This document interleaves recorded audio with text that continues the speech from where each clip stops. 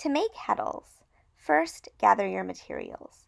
You will need a strong, thin thread, like what you might use for warp, a piece of sturdy cardboard, a needle.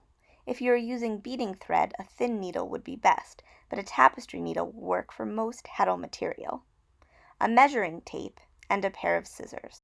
Cut your cardboard so it is 3 1/8 inches long. Next, cut 12-inch lengths of your heddle material. Cut as many of these as heddles you will need. Loop a length of your heddle material around the piece of cardboard. Secure the ends by making a loop with both ends and pulling the ends through that loop.